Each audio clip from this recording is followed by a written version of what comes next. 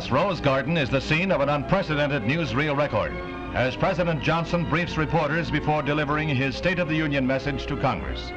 Then come the last-minute revisions before the President leaves the White House to address the joint session. His talk was written mainly by Ted C. Sorensen, his special counsel, but it took 24 writers 6 weeks to draft the entire talk. One of the shortest State of the Union messages ever delivered by a chief executive. Then, Press Secretary Pierre Salinger sounds the warning. It's time to leave for the Capitol.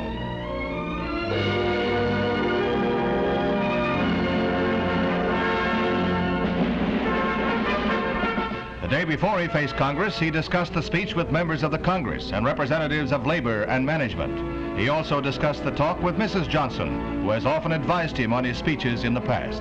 The First Lady and one of his 2 daughters escort the President to his car for the trip to Capitol Hill.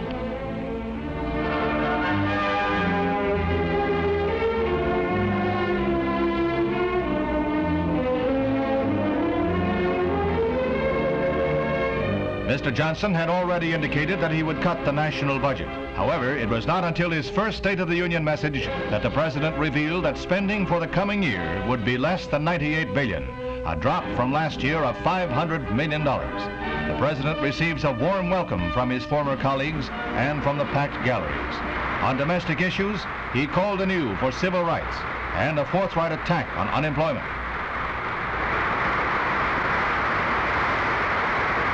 His family looks on proudly.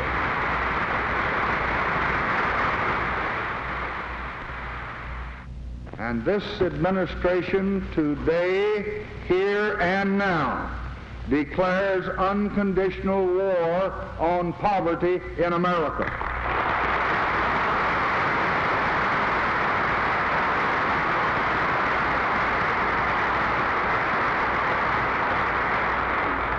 And I urge this Congress and all Americans to join with me in that effort.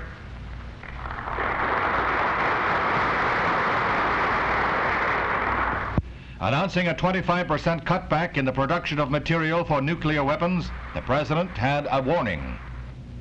We shall neither act as aggressors nor tolerate acts of aggression.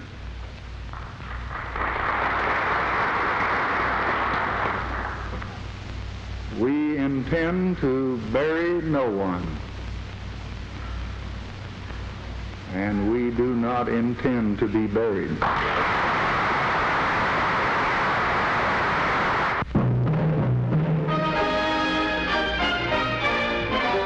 The Berlin Wall is being sealed once more as the 17-day pass agreement ends. Now there are the last tearful farewells as visiting relatives say goodbye to East German residents and prepare to return to West Berlin. In a little more than 2 weeks, more than 1.25 million passes were issued by East Berlin authorities.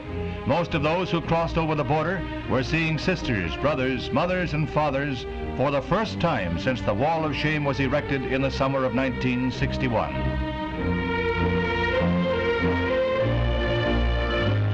As the midnight deadline approaches, tens of thousands line up to be cleared by communist authorities to return to their homes. Now there is agitation on both sides of the wall to set up a permanent pass agreement that might restore a measure of movement between the communist and free sectors of Berlin.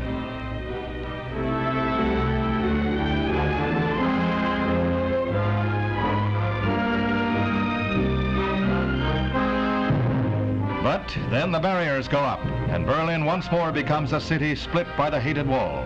There were many political implications in the East German gesture, but the people were more concerned with the happy reunions that were made possible.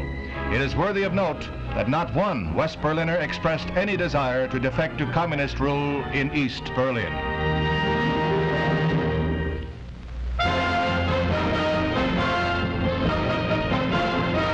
They are jumping for joy at this resort in the Catskills as 20 high-flying speedsters take off after the world's barrel jumping title. This is the 14th annual event to be held at Grossinger's, and most of the contestants stay in the running as more and more barrels are added to the original 11.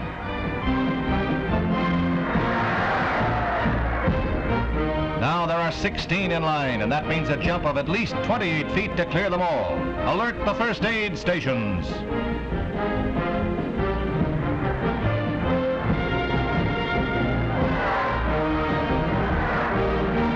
Leclerc of Montreal does pretty well, but his second jump is short, and the Canadian settles for second place. 16 is an unlucky number for most of the contestants. Gerald Lecour of Quebec City counts himself out. That leaves it up to Kenneth LaBelle, defending champion from Lake Placid, New York. His theme is, roll out the barrels, I'm hot today. He's the only one to clear the 16 obstacles, and he takes the trophy home for another year. Mary Ann Mobley, a former Miss America, does the honors. And that in itself was worth jumping for. Hey, Ken?